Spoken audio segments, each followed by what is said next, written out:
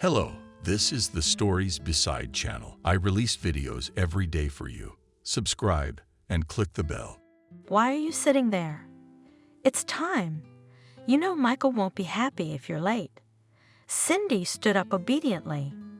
Sit or don't sit, it won't change anything. You have to go and do your duty. Michael was very good at getting girls into debt. And what was his sense of smell?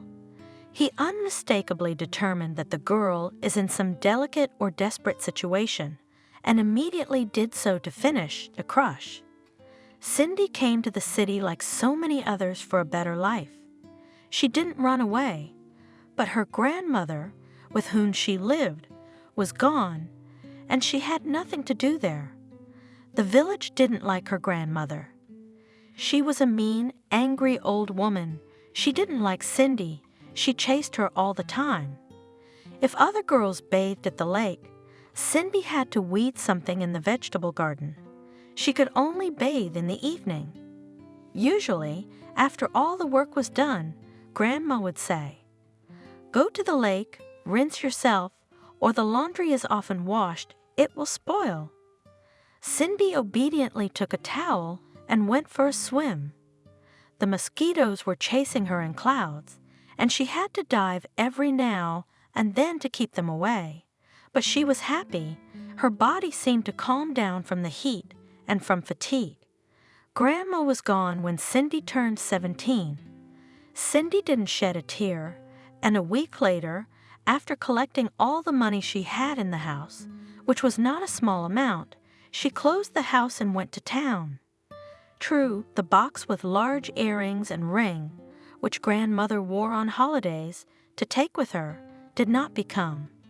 She hid them in the basement, let them lie. When she settled down, she would come back for them, let the memory be. They were made of some cheap material, like silver, but obviously something else. Her grandmother would never splurge on expensive ones. Cindy was a serious girl, and you had to thank her grandmother for that. She wasn't afraid of any work, because she knew how to do everything. She was going to the city for a reason. Cindy was going to study. She calculated everything. For the first time she will have enough, and then she will find some part-time work. She will definitely find it, but everything went completely wrong. When she arrived in the city, she was literally deafened by the sounds. Everything was so big, glowing, and terribly unfamiliar. Cindy was carrying a large bag on her shoulder, but she wasn't looking where she was going. She was looking at the town. Yeah, their town wasn't even close. What was it? As she went to the center of her town, she could walk around the whole city in an hour, and here was such splendor. "Young lady, why don't you look where you're going?" Cindy felt at the last moment that she had impaled someone with her bag. A young man stood in front of her. He had a cup in his hand, but the coffee from the cup was dripping down his shirt. "Oh, I'm sorry." Cindy wanted to apologize, but seeing the displeased look on the man's face, she went on the offensive. "You're running like a madman. You saw the bag I was carrying. It was easier for you to go around, and if you don't watch your step, that's your problem." The look on his face became such that the girl couldn't stand it and laughed. "All right, I'm sorry." The man suddenly smiled. "My name is Liam, and I'm Cindy. Where did you come from, Cindy?" I'm here. I'm on the train over there." "You're going to theater school, I suppose." Cindy blushed. "Why theater school? It's like there's nowhere else to study." "You're not going to theater school?" "No." Cindy would never have admitted that that was why she had come here, but after the man's words she realized that there were plenty of people like her in the city. Of course she had known about it before, but now she clearly realized how naive she was, no different from the others, the same fools. "Where are you going?"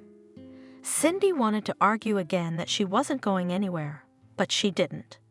"Looking for a room or something to rent, or something for the first time?" "Well, it's complicated." Do you know what the prices are around here? I know, of course, but I'm not poor. The man looked at me doubtfully. You know what? I've got someone who can help you.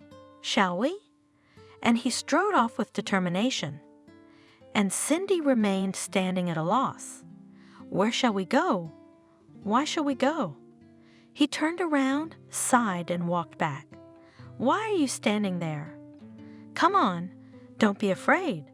Liam picked up her big bag and started walking again. Cindy had no choice but to follow him. Where are we going? To my aunt's. She has a big apartment and sometimes rents out rooms. Plus, she can help with work. You need a job, don't you? Very much. I'll take any job.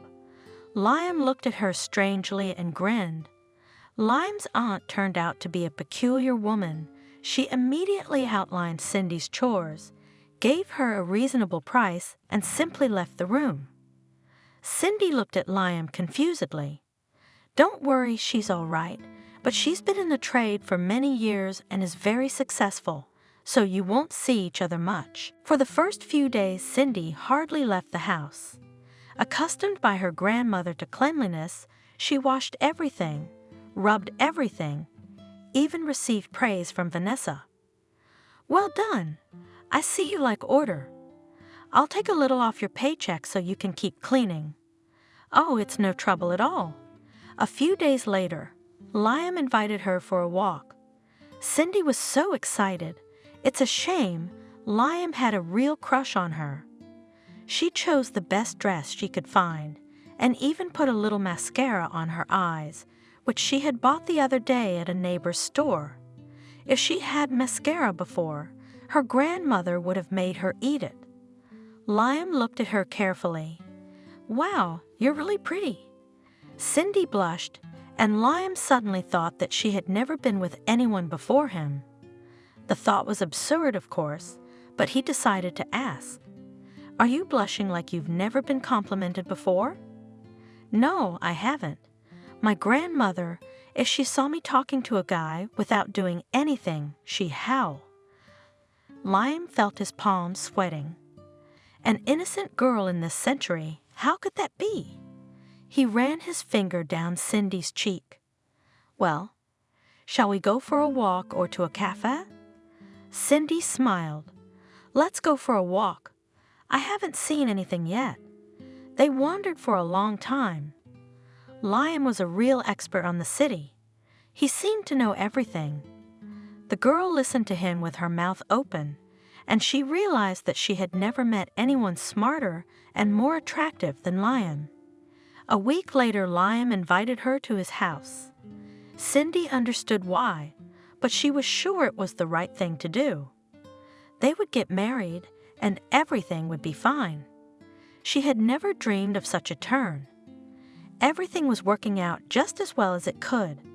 Vanessa watched Cindy getting ready. Where are you going? I haven't seen you studying for college. You're still dating. Isn't that my Liam? Him? What's wrong with that? I don't know, girl. It's up to you to decide. But our Liam is no good, only trouble. Keep that in mind. No way. You just don't know him. He's good, really. Well, happiness is real. Vanessa laughed, and Cindy decided that as soon as she got a job, she would change the apartment. She didn't like that woman. In the evening, Liam met her and took her home at once. I'm sorry, I don't have much to offer, because my colleague's mother died. So we all contributed as much as we could, so we couldn't leave a friend in need. Cindy looked at Liam with such adoration that he even smiled. What are you doing? Liam, you are like that, and don't worry, we live in the modern world. Let's go to the store and buy something tasty. Liam shook his head. No, you don't have to. It's not nice. I'll pay you back as soon as I get my paycheck. Cindy almost shrieked with joy. He said it as if he meant that Cindy would always be there for him. Oh, who cares what we count now? They went into the store, picked up some delicacies and wine and went to Liam's. Cindy looked around with interest. A typical bachelor's apartment. Cobwebs in the corners on the ceiling, a mountain of unwashed dishes delicately covered with a towel. They settled into a room where it was obvious that Liam was trying to tidy up. After the first drink, Cindy, who never drank, became hungover when Liam held out his arms to her. She stepped towards her without a second thought. In the morning, Liam woke up and didn't find Cindy around. He thought she had left and breathed a sigh of relief. She was certainly a pretty girl, and it was her first time with him, but she was completely inexperienced. Liam liked to take pleasure, not give it. The fact that she was gone meant he wouldn't have to say all those unpleasant, "Cindy, what kind of marriage?" It's not fashionable now, and nobody needs it. It's a relic of the past, weddings, rings, holidays. Or is that all they do in your village? Well, I'm sorry. This is not a village. Liam pretended to be offended and turned away. Cindy immediately hugged him. "Oh, come on, come on. I was just saying that. I'm sorry. Are you moving?" Of course. Liam smiled contentedly. He didn't meet anyone at home. He preferred to do it on someone else's territory, so that he didn't have to clean up and take care of things. But everything was going so well here. Cindy would obey him without complaint. He already understood her character, so there would be no problems with her. Moreover, he decided to tell her that he had difficulties at work, let her get a job on her own, and run the household on her own money. Why? It will work out very well. He will rest and have fun, and at home he will have order, cleanliness, and food. And of course Cindy, who will never refuse him anything. A month later, Cindy was already working 2 jobs. She fed Liam delicious dinners, washed, ironed, and even bought him new clothes. Liam would hug her affectionately and say, "How did I live without you before? I don't understand." Cindy laughed happily. "Liam, I don't understand how I lived without you. I didn't live at all." 6 months passed, and Cindy's euphoria slowly subsided. She began to look at things more soberly and realized that everything is not so rosy in her life as it seemed before. First of all, although she worked like an ox, there was no money at all, and even the money that had been hers personally was gone. It was very strange, considering that Cindy had hardly any new things, but Liam's closet had changed almost completely. Secondly, Cindy wondered if Liam was spending too much time on a job that he wasn't paid for. And thirdly, Cindy was beginning to realize that she was a complete idiot. Does Liam have this very job at all or not? She sat down on a chair in the kitchen, looked around the room, the curtains on the windows. She bought them. The pot in which the soup was boiling, she bought them too, and the soup that was boiling in the pot was hers too. The girl got up, turned off the gas. She would not cook anything. And after all, only 6 months ago, she dreamed that she would enter the study, that she would have a normal life. Cindy suddenly thought that Vanessa had not warned her in vain. Apparently, she knew her nephew well. Cindy got ready and went for a walk. The weather was nice. She'd have to stop by work and tell her she wasn't coming back. No, of course she'd leave her alone. She had to live somehow. Liam would see that she wasn't there and that nothing had been cooked but the first meal, and she would think about it. She came home in the dark. She had rehearsed her speech all the way, but Liam was not at home. It makes sense. He'd say it was another work emergency. Cindy sighed. How frustrating was that? Well, the main thing was to talk to him. Then everything would become clear. Liam came in the morning.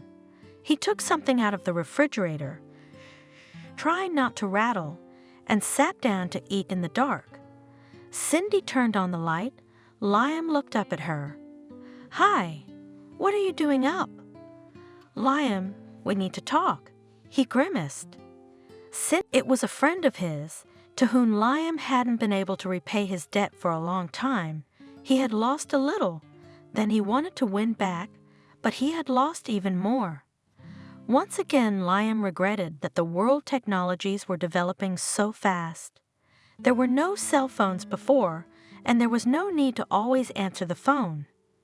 No home in that, was it?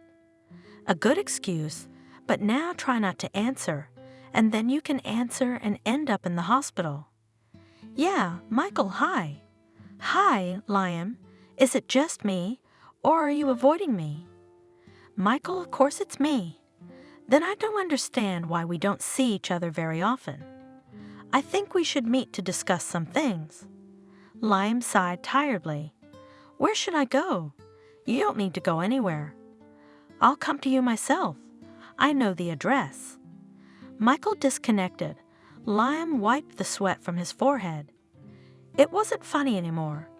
He tried not to tell anyone his address at all, so that there would be a place no one would know about, and now Michael had found out everything. Liam looked longingly out the window. Hiding was not an option. Sooner or later he would have to go home, but the debt would be much bigger. Cindy had just come home from work when the doorbell rang. "Cindy, we have guests today, a colleague from work." The girl splashed her hands. "Why didn't you tell me?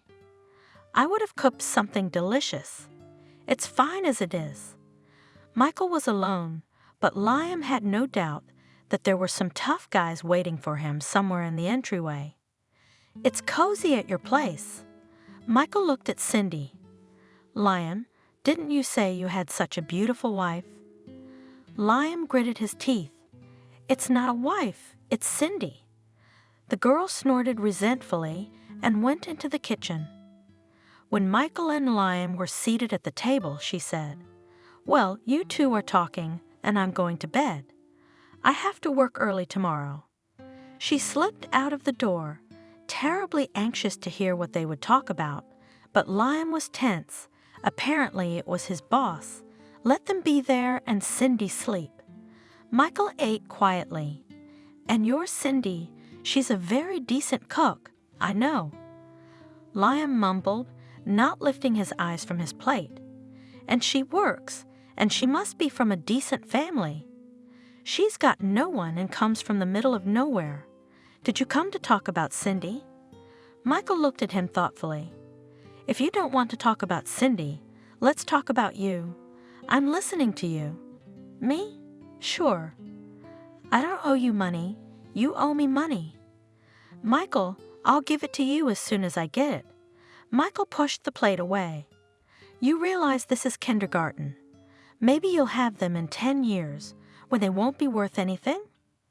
Liam was silent. "Liam, this girl, do you love her? Are you going to get married?" Liam couldn't help smiling. "To Cindy? What, am I sick? Why don't we want her, you country bumpkin? She cooks, cleans, buys groceries. That's all she's good for." "I wonder." Michael was tapping his fingers on the table. "Listen, Liam, you can not only pay me back, but also earn money." Liam looked at Michael in surprise. "How?" "Well, if you don't feel sorry for Cindy, are you saying that she has no family?" "No." "Michael, I don't feel sorry for her. You can have her. What do you want me to do?" They talked for a long time. Michael left after 2 o'clock. That night, Liam was very tender and gentle with Cindy. She even changed her mind about the scandal because she could see how much Liam loved her, but she still had to talk. In the evening, when she came home from work, to her surprise, she found Liam at home. He was lying on the couch, staring at the ceiling. "Liam, is something wrong?" He looked at her sadly and turned away to the wall. Cindy was frightened. She sat down next to him. "Liam, what's wrong? Tell me, come on." He sat down on the couch. "Yes, I guess we need to talk. I've been keeping it from you, but things are getting out of hand. You see, I've been out of work for 4 months now, ever since I was diagnosed. I thought treatment wouldn't take up much of my time, much less money. Lime saw the horror-filled eyes of Cindy and continued even more tragically. At the moment there is movement towards recovery, but there is no money, and there are huge debts that people are starting to claim. He talked for a long time. Cindy only realized that money was needed, lots of money, or her loved one would die. It was only now that it all came to her. She realized how skillfully she had been swindled, having driven her colleague into debt, and not just driven, but under receipts. Though if she hadn't had them, she couldn't refuse, she would have been forced to. Cindy went out to get the girls. Michael was already waiting for them. "All right, my chicks, ready to work?" One of the girls laughed. Cindy looked at him gloomily. Michael pinched her quite contentedly. "Why are you looking at me like a beast? It's not like I'm forcing you. Just pay your debt and walk free." Kathy is working with pleasure. She has found her vocation. Cindy looked at him angrily. "Go to hell. You'll choke someday." Michael snorted angrily. "I'd like to give you a punch that you'd remember for the rest of your life, but I can't. There's a very important man waiting for you, and your client is paying you very well. So I can leave you soon." "Well, we'll see." Cindy got into the car. She knew who Michael was talking about. She had been taken to the same client lately. It was an elderly man in a wheelchair. Cindy loved going to see him. They didn't sleep, even though that's why she was taken away for debt. They would talk, watch comedies, eat, and Cindy would just sleep it off. Charles had a son who lived abroad and couldn't come back now because he was under contract. Charles was not a poor man himself, and his son sent him good money all the time so that an old man like Charles could afford it. Cindy had started going to him a month ago. She didn't know how much the clients paid. She only got a little if they gave her something. Each of them was usually escorted to the door by a bald guy named Ethan, who took the money. Then in the morning, or when he had time, he would collect the girls. Charles met her in the hallway. "Cindy, I was afraid I hadn't made it. I can't get your boss on the phone. They've invented a newfangled connection, but they can't think of one that works well." Cindy smiled. Charles was always cursing everything modern, saying it was better before. And now there's no privacy at all. Think about it, Cindy. It used to be that a man went on vacation, went to the country, and that was it. Everyone knew that he would return on such and such a date, and no one touched anyone. But now at any moment at work will be called, and if somewhere the phone sat down, then in an hour everyone is on the ears, not a life, but a glass showcase. In some ways she agreed with him, but she liked to argue. Sometimes they spent the whole evening arguing. They met by chance.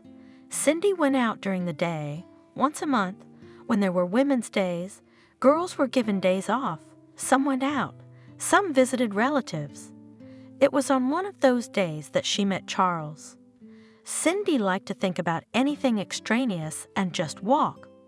When she went somewhere far away, she would start a game, trying to get back to the center without questioning the passers-by. That day she wandered for a long time, wandered into some cottage community, and realized she was completely lost. There were no passers-by, so Cindy sighed and pulled out her cell phone, only the phone was a nuisance. It just died. "Shit. Can I help you, sweet girl?" Cindy turned around in amazement. In the 3 years she'd worked for Michael, no one had ever called her that. Very close behind a wrought iron fence sat a man in a wheelchair. He was dressed like he was going to a ball, black suit, white shirt, bowdy. The man intercepted her gaze, smiled. "I like, to be always in uniform. A pun, of course, but at least with clothes on. Cindy smiled. The man reminded her of some fairy tale character. Not even a fairy tale character, just an ancient one. From a time where good manners were still honored. "Hello, I'm a little lost, and my phone is dead." The man smirked. "I've always said these newfangled things are unreliable. If you had a guidebook in your purse, you wouldn't be lost. My name's Charles, by the way. My name is Cindy. Why are we talking over the fence? If you're not in a hurry, I'd love to buy you a nice cup of tea, and then Sebastian can take you." Cindy didn't hesitate. She said yes. Why should she be afraid? She had been in such trouble for 3 years that it seemed she was not afraid of anything. Sebastian turned out to be a gardener, driver, and houseworker in one person. He was only a little younger than the owner, and at first he looked at Cindy disapprovingly. Then, really nothing, even drove her to the store a few times on Charles's behalf. On one of those trips, he said, "I thought you were trying to rob my master?" Cindy was surprised, wanted to be offended, but then realized how it looked from the outside and simply replied, "Don't think so. Charles, almost the only person in this world who has treated me well, not as a thing, but as a person. I would never hurt him, never plot against him. That's a good thing. Master's been through a lot in this life. He wasn't always like this. Besides, the doctor said he had a chance to get back on his feet, except that he didn't want to." Cindy asked in surprise, "Why? I actually thought he was always like this." "No. Years ago he was driving a car with his family in it. He has a family. He did. He lost control of the car and went off the road. His wife was killed. He was left disabled. And the son was fine, except the guy got a massive shock. For 2 years he was observed by doctors, and then when he recovered, he blamed everything on his father and practically stopped communicating with him. Then when he grew up, he went abroad and doesn't even call him. Well, Charles also blames himself for everything, and that's how he punishes himself. He doesn't think that's punishment enough for him. You know, Cindy, before you showed up, he didn't even talk to anyone. He sat in his room. I even brought him food." Cindy was so upset. "Oh, how awful. He's so kind, so wonderful. How old is your son?" "He is now." Sebastian thought for a moment. 27 or 28. "And how long has he been separated?" "Since he was 20, when he left on vacation and never came back. He and his father had a big fight before he left. I heard Robert telling him everything. Charles tried to say something at first, but then he shut up. That's it. They haven't spoken since." "Well, you can't do that. Doesn't he understand?" "I guess not. You see, whether it's my father or Robert, they have the same character. Neither of them will ever make the first move." Cindy thought, "Oh, I wish I could talk to that Robert. Explain, but you can't. Charles would not forgive her for such an intrusion into his private life." The first time she told Charles, he'd looked at her for a long time. "So you're not doing your duty?" "Well, yes, but we have to do something." "What? Who needs me here with my claims?" "I've got no one. I'm not from around here." I don't think Michael didn't have it all figured out. She waved her hand. "I'm not a person at all now, and I'm not going to change anything." The man wanted to say something else, but didn't. But just 3 days later the order came in for the whole weekend. It wasn't bad money, but the girls were afraid of such orders. Cindy was afraid too, but judging by the glint in Michael's eyes, he was paid well, which meant he wouldn't be overplaying anything. She said goodbye to the girls just in case and got into the car with Ethan. He drove off, silent as always. What was her surprise when the car stopped in front of that very cottage? True, she was a little upset then. She had such a good impression of the owner of the house, and now it was crumbling like a house of cards, but Cindy was worried for nothing. They had dinner, then sat on the veranda, and she was sent to her own room to sleep. It was only then that Cindy realized that this nice older man had just decided to let her rest. The first thing after the bedroom door closed behind her, she burst into tears. It was so unusual to feel cared for. It was the first time she slept peacefully, ate, even went swimming in the pool, sometimes even forgetting what her life had become. And how much they talked about everything, life, books, movies. When Charles found out that Cindy hardly knew any movies, he was very surprised. Don't you like to watch melodramas, for example? All girls love them. I don't know, I guess I do. My grandmother didn't have a TV because you have to pay extra for electricity. Liam had no time to watch. I'd come in from my second job and just fall over. And now I don't have time for movies. Cindy, have you met Liam? I mean, it's all his fault. I tried. I waited for him at his house. He was with some girl. Anyway, he said he hated talking to people like me. From then on, Cindy had an occasional vacation. She was ashamed that Charles would give her that kind of money, but he wouldn't listen. Before Cindy and Ethan could drive away, a cab pulled up in front of the house. No one got out of it for a long time. Then the door opened and Lisa literally fell out of the car. She had been working at Michael's a little longer than Cindy had. The girl was badly beaten up and practically unsteady on her feet. Cindy rushed to her from the car. She looked at her friend with a distraught look in her eyes. House 56. Never go there. It's better from the bridge. And Lisa cried. She was led into the driveway, and Cindy got back into the car. It was quite possible that she too would someday return in the same condition, or not at all. That could happen too. In the evening, Charles asked, "Are you looking a little gloomy today?" Cindy told him everything. He listened attentively, silently, his fingers drumming on the table. "Tell you what, Cindy, give me the coordinates of your Michael. You got a personal number?"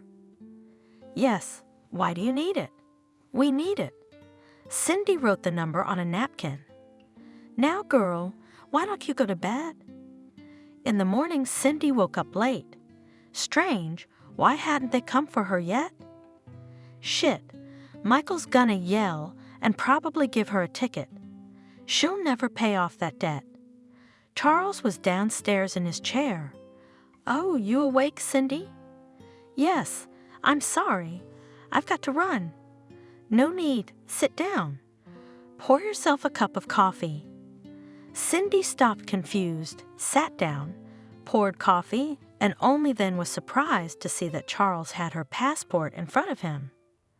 "Oh, where did you get it? Did you kill Michael?" The man laughed. "To be honest, I really wanted to, but I had to pull myself together. I paid your debt, or rather that man's debt. I was going to ask you if you don't mind if I ask him later. Does he have that debt? Paid?" Cindy was suddenly in tears. "How could you do that?" "You're the—" "Thank you." She wiped her eyes. "And you'll have to ask him. Double or triple?" "That's good." "Cindy, I'm not insisting, but I wonder if you could stay with me for a while. You need to study, and I'll be less bored." A year passed. Cindy entered the institute, but without Charles' help, she would not have passed any exams. For 3 months, he literally kept her awake. She read, she counted, she crammed. She went to the exam like a robot, and like a robot she passed. That day they had a real party. Cindy bought a cake, Sebastian cooked meat, and Charles entertained everyone with jokes. When Sebastian went home and they were sitting around a small fire, Cindy couldn't stand it. "Tell me, did you have a family?" And Charles told everything, how he loved his wife, how he loved his son, and how he had lost both him and her. "How could that be? You need to try and talk to him now. He's an adult now, an adult." "No, Cindy, that's just it. He's grown up, he's a real man, but he hasn't changed his mind, and he's never even tried to talk to me. The last time I tried was about 5 years ago, but my son didn't respond, so that's the way it is. I occasionally check in to see how he's doing. I know he's doing well, but for some reason he's not married yet." Cindy worked as hard as she could for her keep and lodging. She cleaned, cooked, made sure Charles took his medication on time. Sebastian breathed a sigh of relief. "Cindy, you have no idea what it meant to me to make pancakes. It was horrible. I spent 2 days researching each dish, and only then did I try to cook it." Cindy laughed. "I really like cooking, and I like everything very much." A year later, Charles fell ill. He caught a cold somewhere in the street, and then a complication developed. He flatly refused to go to the hospital. The doctor came to his house. Cindy looked at the face of the one who had given her hope for life and realized that she would not survive if something happened. Charles was hardly eating. Nothing pleased him, and then she made up her mind. She went to his study at night when the master of the house was asleep. She explored the contents of the drawers for a long time and finally found a notebook that contained his son's address. Not only the address, but also his phone number. It took her another day to work up the courage, and then she dialed the number. The phone was not answered for a long time. Finally, a man's voice answered. "Hello. Hello, you don't know me. My name is Cindy. I live with your father." "Is that a mistress? But I'm not interested. What do you want?" Cindy thought he didn't hang up right away. That was good. That's what she was afraid of. "Listen, don't hang up. I'll tell you everything. It's up to you to figure out what to do. Your father, he's in a lot of pain. He tries not to show it, but I've seen him sitting in his office several times, holding your picture and crying. Did he put you up to calling me?" Cindy was scared. "No, he doesn't know. He won't forgive me for meddling where I shouldn't. I wouldn't interfere. It's just that Charles is very ill at the moment. It may not be critical, but he's lost interest in life. I'm begging you. If you would come, he might feel better." The other end of the phone laughed. "Are you afraid of losing your daddy? Do you really expect me to believe you're all that sincere?" Cindy was sick of listening to this narcissistic asshole. You know what? A man who has blackness in his soul and sees it all around him. I have nothing more to say to you. You found the culprit for your mother's death, or rather, it's very convenient for you to blame it on your father, and you live your life in peace. And your father starts the morning thinking, "I wish I hadn't survived that accident. You're a cruel man, and I'm sorry I called you." Cindy disconnected and even threw the phone. I mean, really, why would she do that? She didn't want Charles to find out. The next day, Charles got worse. There was no change in his medical condition, but his mood.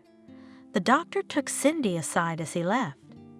"Cindy, Charles needs positive emotions as much as possible. You know, moping is very dangerous in his condition." "I understand. I'll try my best." "Yes, you will. Have a good day." The doctor left, and Cindy went to her room. But just as she reached it, the doorbell rang again. She took a quick step back. The doctor must have forgotten something, opened the door, and froze. There was a man standing in front of her. He was something elusive, similar to Charles, but looked much more powerful. "Is that you?" He looked at her mockingly. It's me, and this is you. Come in, please." She backed away, and he stepped inside, tossing a large travel bag carelessly to the floor.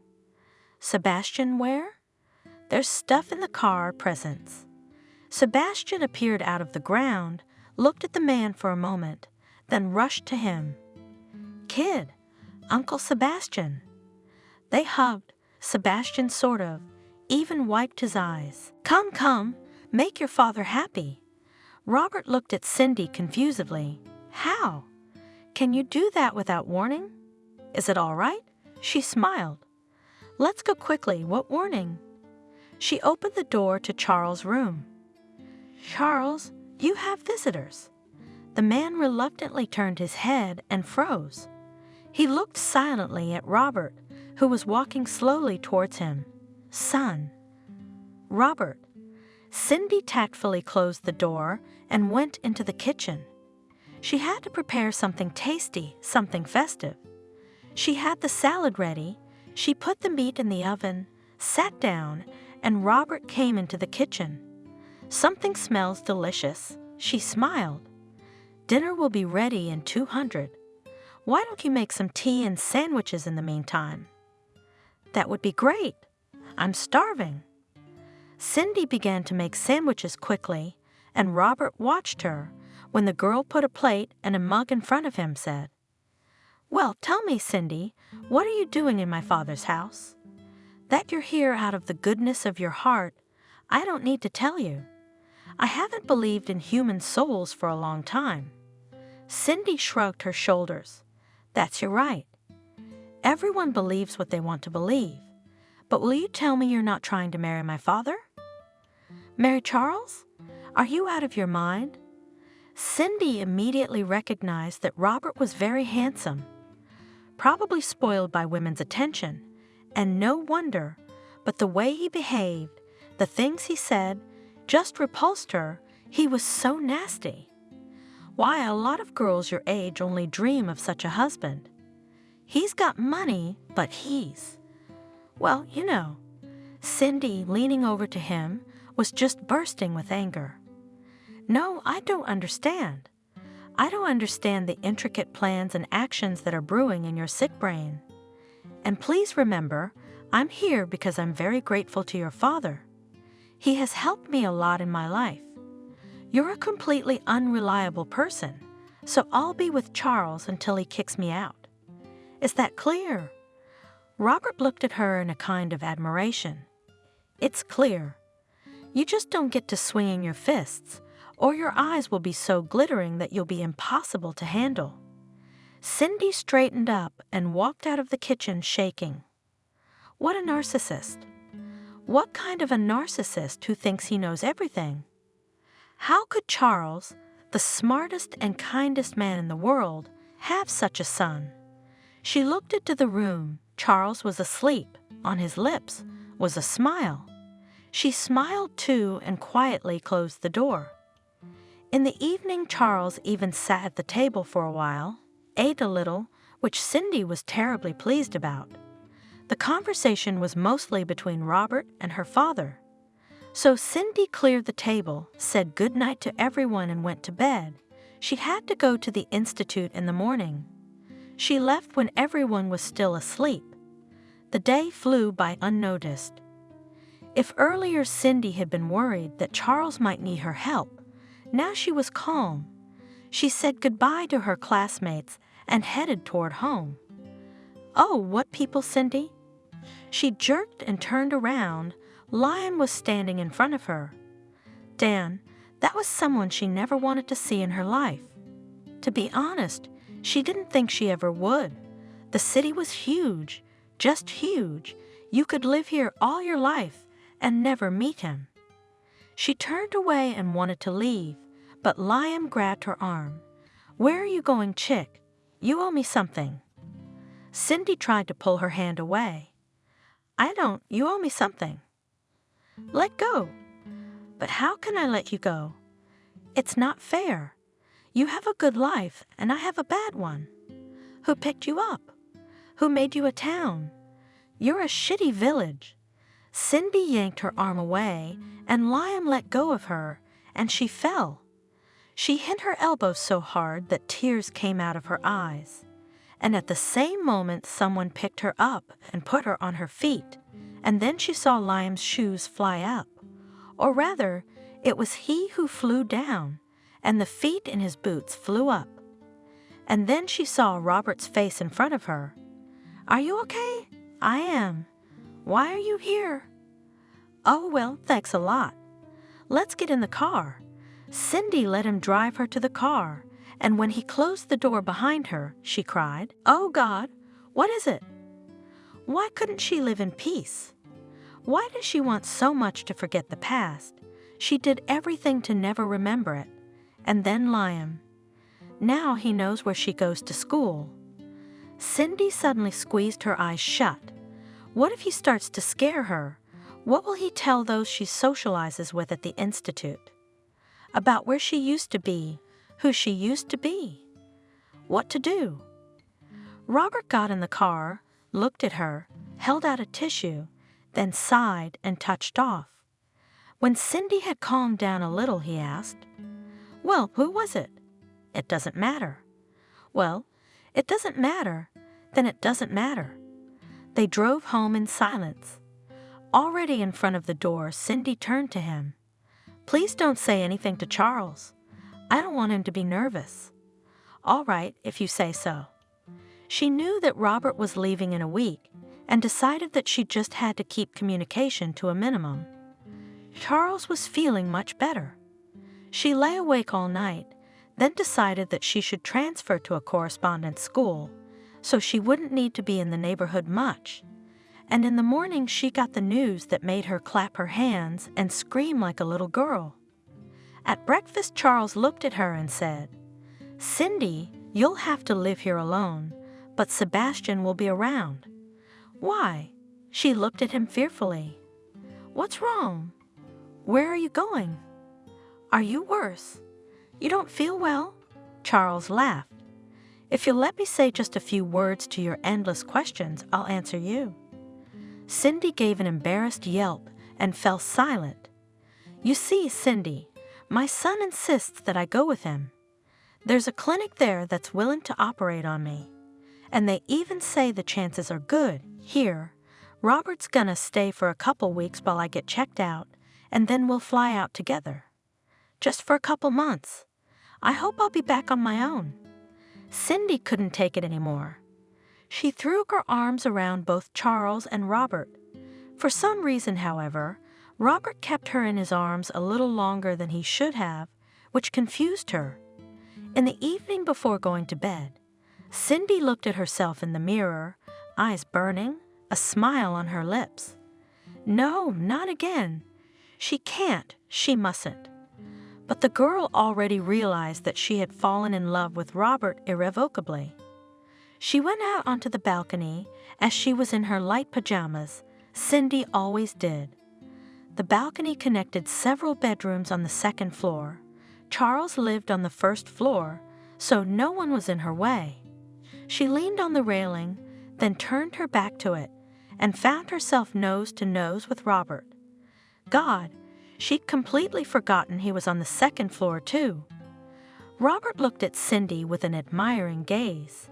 She should have run away, but she couldn't. Her feet felt like they were stuck to the floor. "Cindy." His voice was hoarse, as if he was short of breath. He moved closer, and the girl just closed her eyes, feeling his lips on hers. 2 weeks flew by like a day. Cindy thought that all these feelings and experiences that are shown in movies are all far-fetched, but no, she felt like 10 heroines put together. For the entire 2 weeks, she woke up in Robert's arms. She was insanely embarrassed in front of Charles, because he knew everything about her past. How would he feel about their liaison? Robert had made far-reaching plans. He talked about the fact that in 6 months his contract would be up, and he would be back. He'll come back. They'll get married right away. You'll see, it'll be great.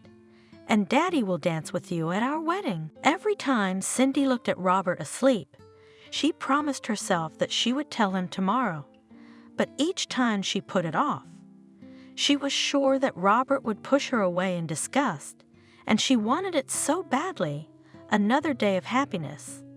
She made it to the day of their departure, and when the bags were packed, she sat down next to Robert. "We need to talk." Robert turned to her. "Is something wrong?" Cindy didn't have time to answer. Robert's phone rang and he was speaking German, but even Cindy's knowledge of foreign languages was enough for her to realize that it was a woman calling and demanding to know when Robert would be back. Robert answered almost rudely, finally saying that he had asked her not to call. When he disconnected, Sebastian entered the room. "The carriage is here. We have to hurry. There's traffic in the city." Robert put his arm around Cindy. "I'll bring my father and we'll talk about everything, or on the phone. I promise. I'm sorry, I gotta go." He leaned into her ear. "Love you." As they drove away, Cindy felt like the most miserable person ever. She put the calendar on the table and then crossed out today. The countdown of waiting went on. 3 weeks later, she realized something was wrong with her. Only what? The hunch came suddenly. It couldn't be. She was walking out of the clinic this morning, walking and smiling like a complete idiot. The doctor said she was pregnant. The term is very small, so when she asked who was there, he laughed and said, "A baby." Nothing else is known yet. Robert's baby is in it, his and hers. It's so unexpected, so exciting. He'll be calling tonight. Cindy had no idea what his reaction would be. She was already approaching the gate when she felt someone looking at her. Cindy turned around and immediately met eyes with Liam. She felt the blood rushing in her head. He had found her and here she was. She could definitely forget about being happy now. Liam smiled crookedly and quickly disappeared behind the bushes. Cindy walked into the house. She sat down on a chair in her clothes. She sat for a long time, then stood up resolutely and took out her suitcase. Strangely enough, she had a lot of stuff. She had to take a bag too. She thought and took half of the money that had been left for the household. Now she had to write something to Charles. He was the only one she trusted enough to talk to about everything. The letter turned out to be longer than she thought it would be. She explained everything about her and Robert, nothing about the pregnancy. She left the house, found Sebastian. "Sebastian, I'm leaving." "Where are you going?" "Yes, I'm going home." The man put away the shovel he was fixing. "Cindy, what happened?" "It's a long story and I'd like to forget it." "Charles, I left a letter." "And Robert?" Cindy blushed. "What about Robert?" "Cindy, do you take everyone for an idiot? You can never hide what's been going on between you two." "I'll call him." "I don't know what you're thinking, but you're wrong." "Sebastian, don't you understand? I'm not worthy of Robert. He'll forget me, marry a normal girl." "It's all wrong. He won't be happy with me anyway." Cindy hugged Sebastian, then headed for the gate. "Wait, can I at least give you a ride?" She waved. "No need, thanks. I'll do it myself." Her grandmother's house greeted her with a dank dampness. It had taken her 3 days to get here. She changed her route on purpose so no one could find her. Her passport had been registered where she had once lived with her parents, which was almost 150 miles away. Her grandmother took her when Cindy was very young. To be honest, she can barely remember everything, and what she does remember, she doesn't want to remember. No one in the village knew what had happened to her parents. No one would ever even try to ask her grandmother because she had a short answer for everyone. Those who didn't know would blink for a long time afterward, not understanding why they were being punished. Cindy walked around the house. "Well, Cindy." "There you are. back where you hated it so much. It's all right. It's going to be all right, isn't it, my good girl? Cindy stroked her belly. She was sure she was going to have a girl, a little sunshine, with Robert's eyes. Having melted the stove, Cindy made herself some tea and sat down at the table. Tomorrow she would devote the day to cleaning, and then she had to do something about work. It was a big village, so maybe she could find something. In the morning, Cindy cleaned up, threw away a lot of things, then saw a large dried-up rod under the door. She even smiled a little. Grandma, if Cindy did something wrong, they grabbed the rod right away. And it didn't matter at all how old she was, with what pleasure she broke it and threw it into the stove. A few days later, Cindy went to the so-called office. All village business used to be settled there. Time had passed, of course, but not so much. She wondered how long she had not been here. It was 5 years.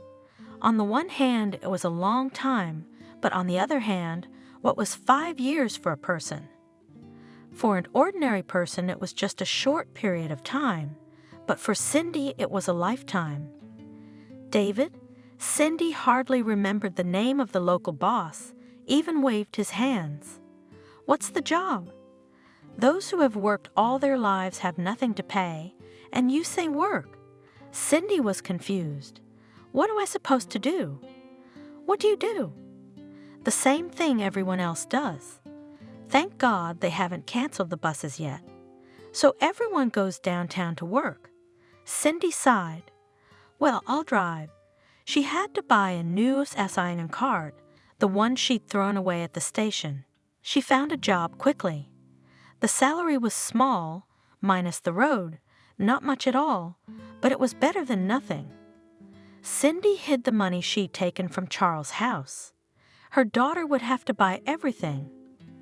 The girl checked in at the local clinic, had all the tests. Oh, honey, I don't know what to tell you.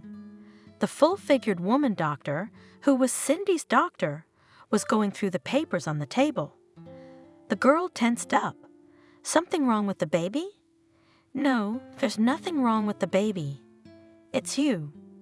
No hemoglobin, bad blood, and a very narrow pelvis.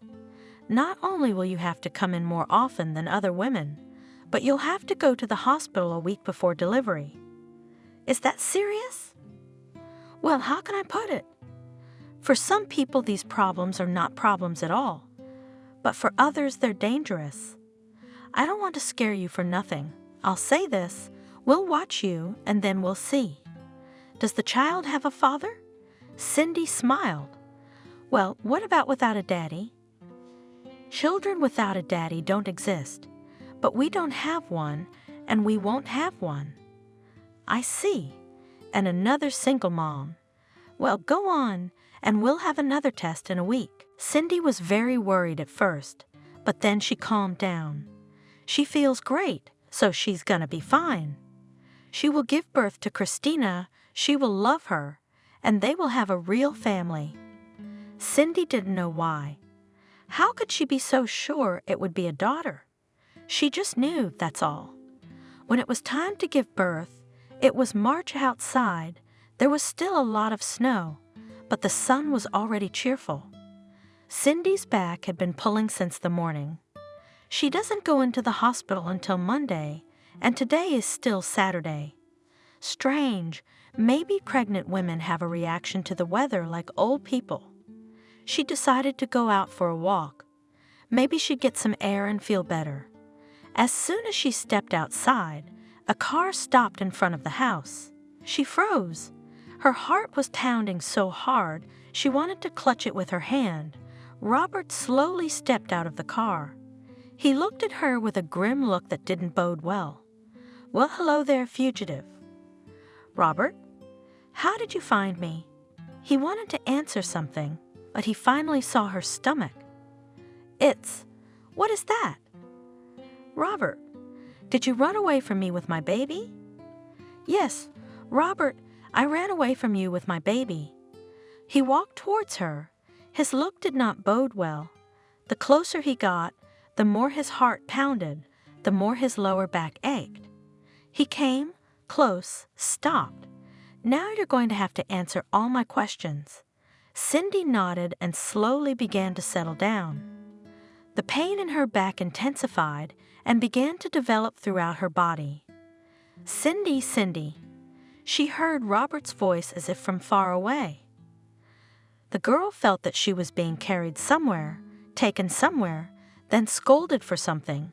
Somewhere in the distance a child's cry, so thin it must be her girl. Cindy tried to open her eyes, but she fell somewhere completely.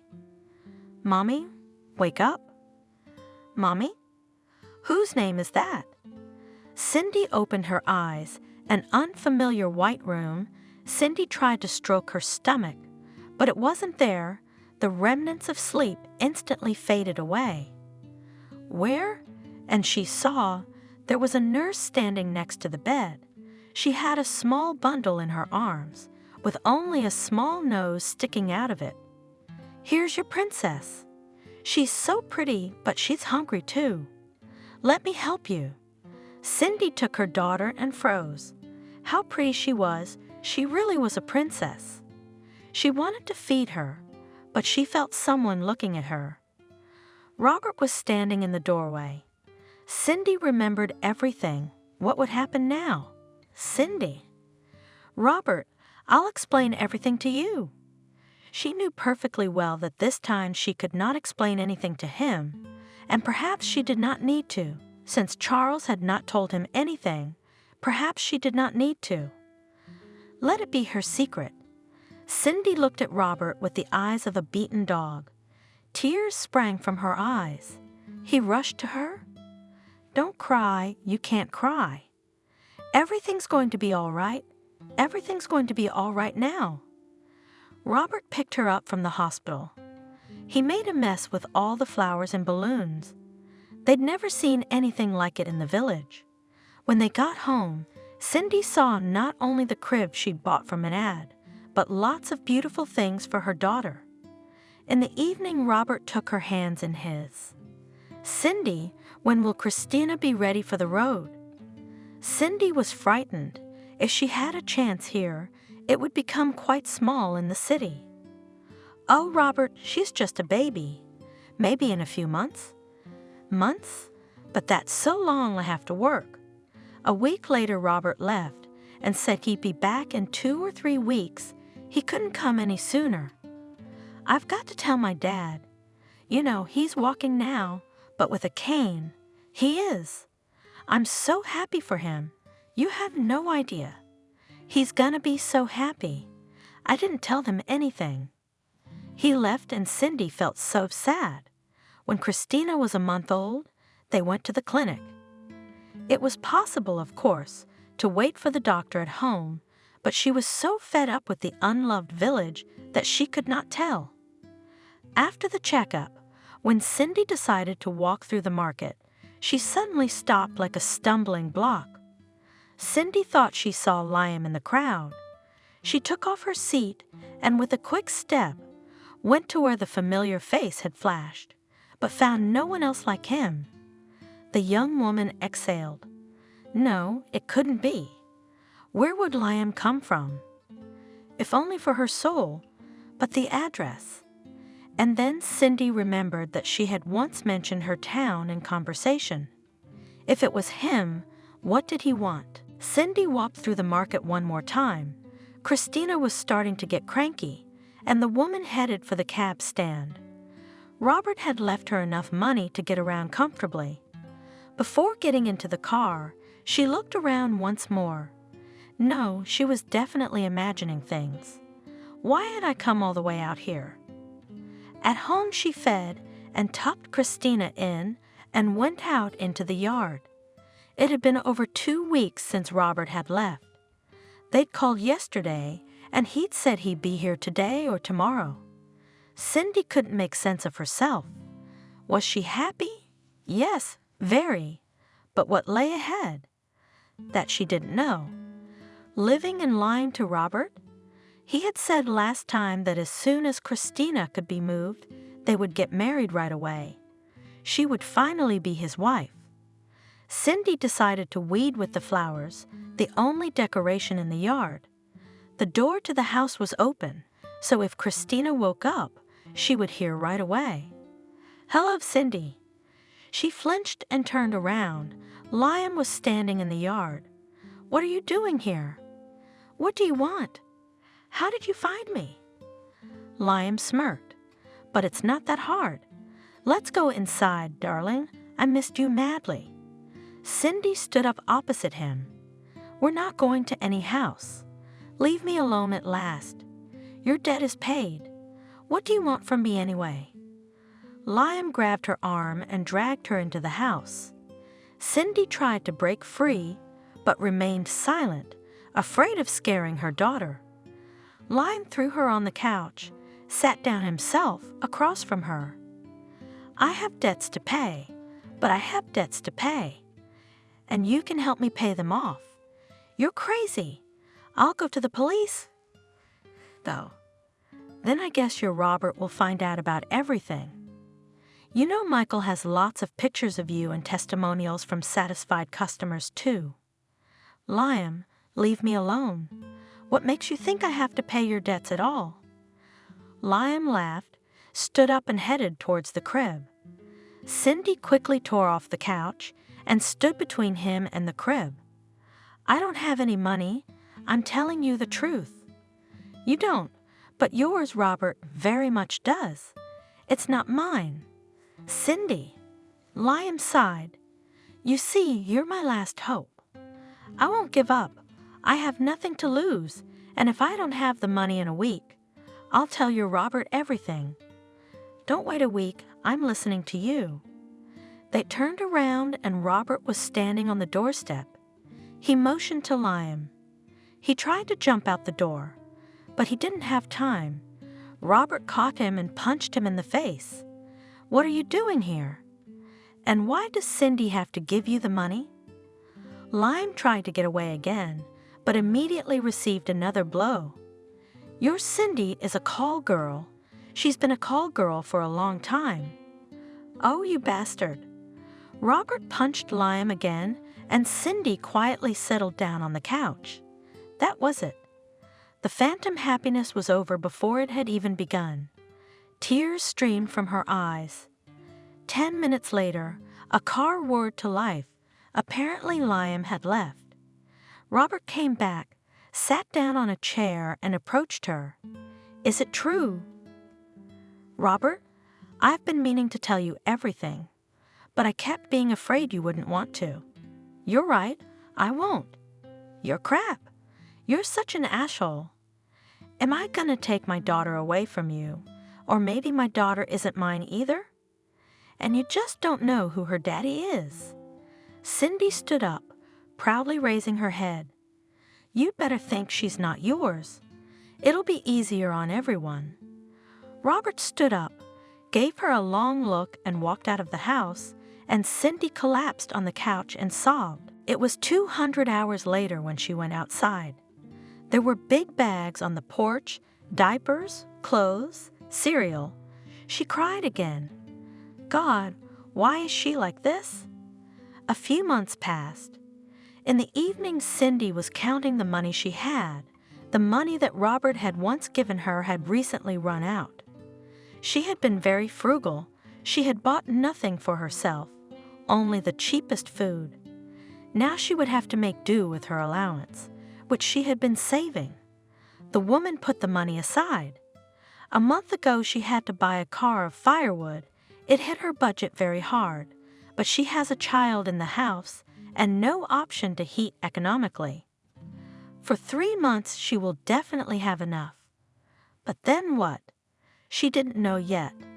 There was a knock at the door. Cindy flinched. It was evening outside, raining. Who could it have brought to her? Cindy looked out the window. She couldn't see anything. Everything was flooded. The windows were fogged up. She felt creepy for some reason. She went to the door. Who's there? Cindy, open up. It's Charles. The woman quickly unhooked the door and threw herself on the neck of her past savior. Where did you come from? How? I'm here to meet my granddaughter. I barely got the address from Robert. What happened? Cindy sighed. What was bound to happen someday? Robert found out about everything. Well, what did he find out? Did you tell him what happened? No, I didn't have time. He's gone. Who cares what happened? It happened. So you're okay with it? Of course. I won't even try. I'll raise my daughter. She'll grow up a little. We'll move to the city. I'll put her in a kindergarten, and I'll get a job myself. The man looked at her carefully, then shook his head. Show me your granddaughter. Charles insisted that she go to the city with him. If you don't want to live in our house, I'll buy you an apartment. Why are you sitting here alone? A child should grow up in civilization. But Robert's not here. He's gone to his home country. Angry as hell. He doesn't talk to anyone and hardly calls me. But why do I bring everyone nothing but misery? Come on, don't beat yourself up. It's just the way life is, and there's nothing we can do about it. 3 days later they left. Charles, as promised, bought her a 2-room apartment nearby, and he visited her often. Christina loved her grandfather. Cindy was finally able to finish her studies and even get a job.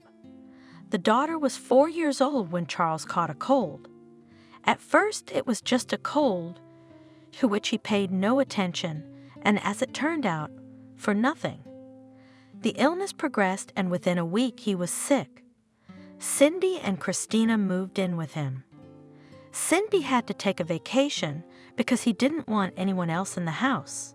Charles, we have to eat. Cindy, but I don't want to really. Tell me, did Robert show up? No, of course not. What do you think? Cindy looked at him in surprise. What do I think? I don't understand you. Cindy, I'll be gone, and you'll be alone in the world again.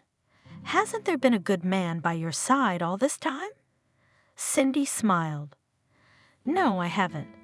I don't understand. Have you decided to marry me off? I have, and as soon as possible. I don't think I'm going to make it this time. What are you talking about? Don't you dare even think of such a thing. By evening, Charles was worse, and the doctor insisted on hospitalization. Cindy went with him, and with Christina remained faithful Sebastian, with whom the girl was also very friendly. Cindy sat in the corridor while the doctor examined Charles, then he came out to her. Why didn't you come sooner? The doctor was about 40, a very handsome man with a calm look. You don't know how hard it was to get Charles to go to the hospital. He wouldn't go now. He was just so sick he couldn't argue. My name is Jacob. Seeing the mute question in Cindy's eyes, he smiled. Just Jacob for you. Unfortunately, people like that are not uncommon. They're afraid to cause a lot of trouble, but they cause even more. Excuse me, can I buy you a coffee and we can talk? Yes, of course, I'd appreciate it. They were in the doctor's office. He made coffee, put the cup in front of Cindy. What can I say? Of course it's very bad, considering that Charles has had many operations in his life, and his body is very worn out. It's nothing critical. I mean, we'll fight. We'll get it out, but there may be complications, but it's too early to tell. Thank you. I'm very worried. This man is very important to us. To us? Are you married? The doctor seemed upset, but Cindy smiled. No, we are me and my daughter. You have a daughter? Yes, Christina. She's about to be 5. She's probably as beautiful as you are, isn't she? Cindy was embarrassed. Not at all, much better than me. Jacob laughed. You're a real mother. Only with real mothers, their child is unequivocally better. They talked for another half hour. Cindy was so at ease, and Jacob suddenly said, Cindy, I don't even know how to say this properly. In general, I would like to invite you, for example, to a restaurant or maybe somewhere where your girl would be interested too." She smiled. A nice man, of course, older than she was, but that was such a small thing. Maybe Charles is right. Stop waiting for Robert, who doesn't care about them. I'll think about it, only if later, when Charles is feeling better. No problem, I'll wait. Besides, I have an incentive now to get him back on his feet as soon as possible. They said goodbye warmly. "Tell me, what time can I come tomorrow?" "Right after lunch, with a lot of tests and procedures before lunch." "Okay, thank you very much." She left and Jacob stood pensive for a long time. The family must be very wealthy. I wonder who she is to this Charles. A daughter? Doesn't seem like it, but they must have something in common, so it makes sense. The thing is, Jacob always wanted the good life. He was a good doctor, though, and he loved his job. He didn't want to lead anyone astray. He just thought that if he was to connect his life with someone, it should be with someone who would be of some use besides love. Cindy seemed to be just the person he needed. He would have to get her interested, but in the meantime he would treat the man she had come with. After a few days, Charles got better, so much so that he asked Cindy to bring him some cutlets. Cindy looked at him in surprise. "Cutlets? That's right. I don't know why I wanted cutlets so badly." Jacob, who was also in the room, laughed. "Well, now I see it's on the mend. So, Cindy, you must keep your promise." He left the room and Charles looked at Cindy. "What promise, if it's no secret?" Cindy waved it away. "Jacob asked me to go to a restaurant, and I said I'd think about it when you were better." Charles hesitated. Why, that wouldn't be such a bad idea. There was something about the doctor he didn't like, and he couldn't say what it was, but he was a grown man, an established man, not a bad match for Cindy. But there was an unpleasant feeling in his soul. And Cindy and Jacob were really developing a romance. Cindy couldn't say she liked the doctor very much as a man, but he wasn't disgusting either. He was smart, very versatile, and he was good with Christina. Charles had already checked out when Cindy came to see him. She and Jacob had been dating for a month and a half, and today he proposed to her. Cindy was confused. She didn't think it would be that quick. Charles immediately saw that Cindy was worried about something. "Cindy, what's wrong and why are you alone?" "I came to talk. Jacob proposed to me." Charles felt a twinge in his heart. "I said I'd think about it. A month and a half is not a long time." "Cindy, how do you feel about him?" "How do you feel about him?" "I don't know. He doesn't disgust me, he's interesting." Cindy grinned. "Of course it's nothing like it is with Robert." Charles looked at her carefully. "Are you still in love with Robert?" She looked at him in surprise. Why is it possible to fall out of love with someone? There was silence for a few minutes. Then Charles said, "Yes, Cindy, you have to weigh everything. Loving one person and living with another is very hard." She left and Charles picked up the phone. He didn't want to interfere in the relationship between Robert and Cindy, especially since the latter didn't want to hear anything about her. But now he decided that he would try. Robert hung up the phone. He had immediately interrupted his father when he talked about Cindy. But the fact that she had been proposed to and would probably accept it left a residue on his soul. He took the picture from the table, and no one here knew anything about her. So the little portrait of Cindy always stood on his desk, and also Christina's. His father, though Robert had never asked for it, sent pictures of her from time to time. Robert knew Dad had bought her an apartment, knew he was helping his granddaughter, so he sent him money. He didn't say it was for Christina, but Charles understood it all himself. The older Christina got, the more she looked like Robert. He saw it perfectly well. He looked at her pictures for a long time, but he couldn't help it. There was a very strong resentment against his father. Why hadn't he told him right away? Shit. He got up from the table and walked over to the window. He stared out at the street for a while, then pulled out his cell phone. Dad, can you tell me how and what? Why did Cindy do it? Of course I'll tell you everything. I should have done it a long time ago, but you didn't want to hear it. They talked for over an hour. When Robert hung up the phone, he felt worse. Shit, so what? Did it get better? No, definitely not, because he now realized that he behaved, to put it mildly, in a bad way. Cindy, it was her fault too. She should have told him everything at once too. Would he have been with her then? Probably not. But then there wouldn't have been all this. There wouldn't have been Christina. There wouldn't have been those very happy days. All in all, Robert was completely confused, so he knew he had to go home, look Cindy in the eye, and then decide what to do. Some nasty inner voice squeaked. Who needs you after all these years? Cindy's doing the right thing.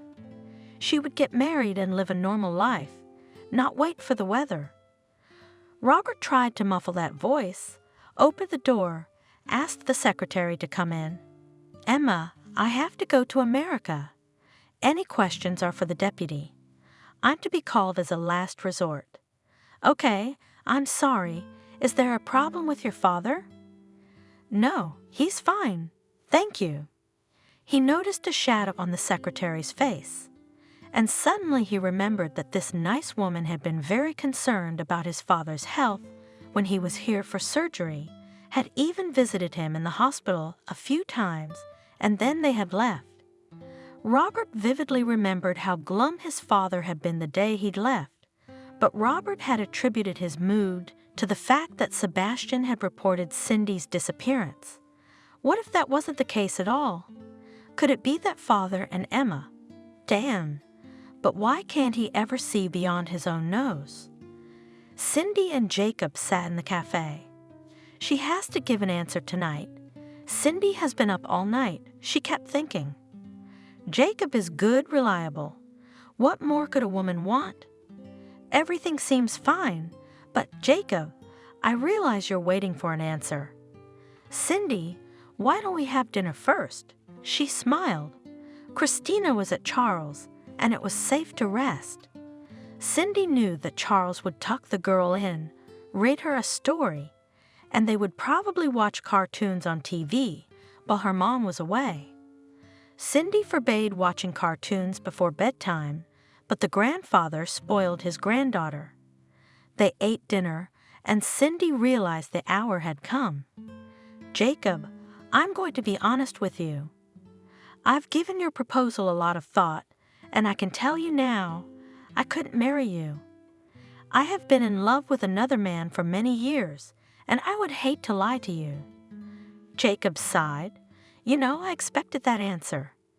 It was clear to me that when we're together, you're not really with me, so you're not resentful. Cindy was glad. She didn't want to offend Jacob. I'm offended, but not offended enough not to suggest that you stay friends. While the flight lasted, Robert thought about his life. At the time when he met Cindy, he had a girlfriend, and admittedly, he was even going to get married, but not until he met Cindy. It was only then that he realized what true love meant.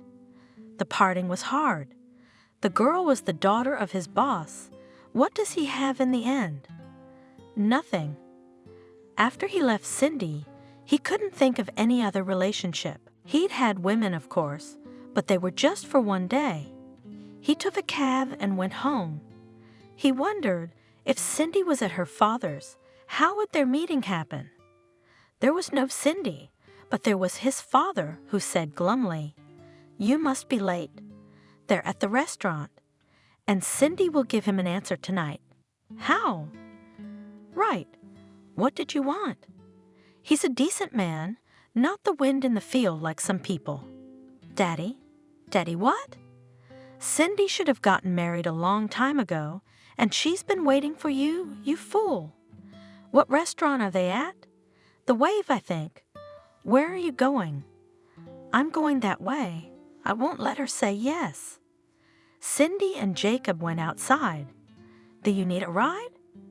No, I don't need a ride. I'll walk. Cindy, it's late, but the weather's nice. Cindy. A shout literally tore through the evening air. They turned and saw Robert running towards them.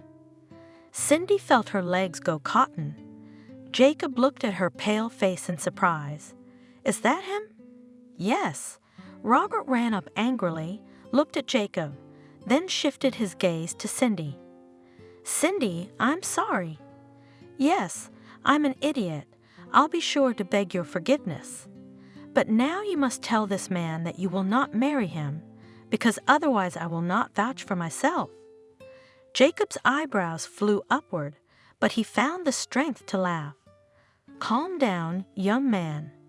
Cindy has already turned me down, apparently because of you. 2 months later, Robert finally moved back home.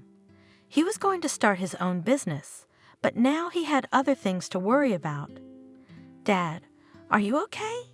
Charles laughed. I'm fine. You look like an opera singer. Dad, it's not funny. I don't know why Cindy likes tuxedos so much. Why don't you change? Charles waved me off. I've got time. It's 2 hours till the signing.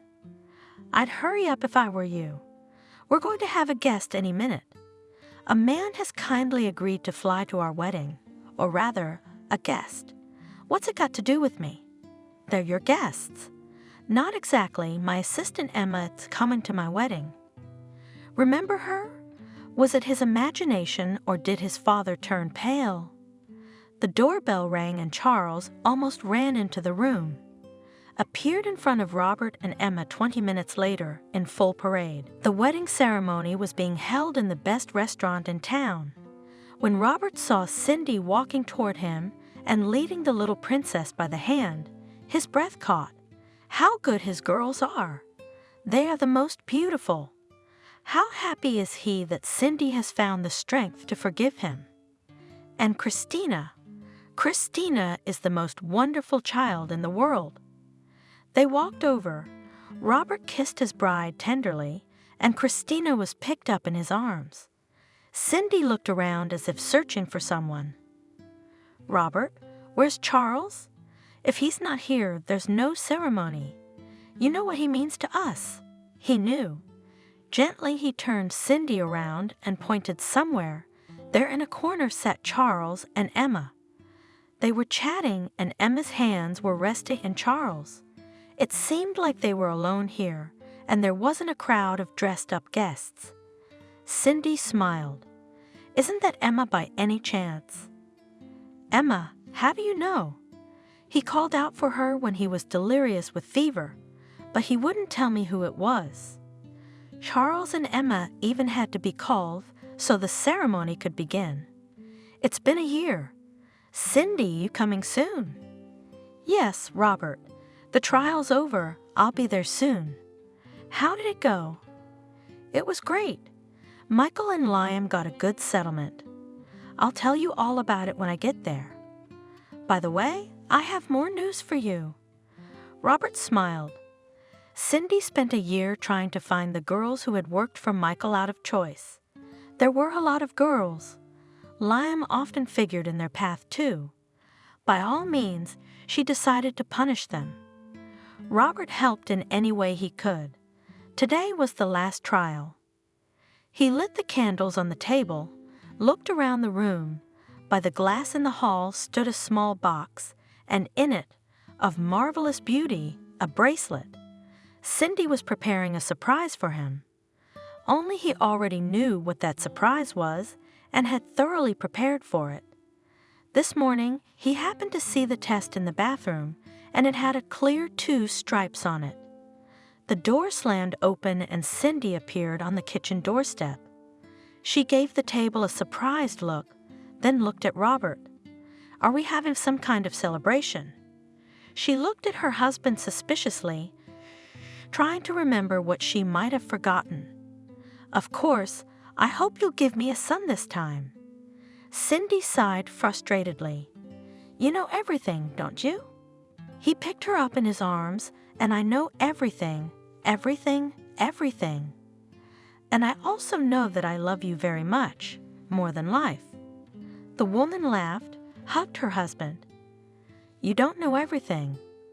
Robert looked at her anxiously. "Tell me? We're going to have twins." He gently set Cindy on the floor and exhaled completely dumbfounded. "Really? That's it." Cindy laughed and hugged her husband gently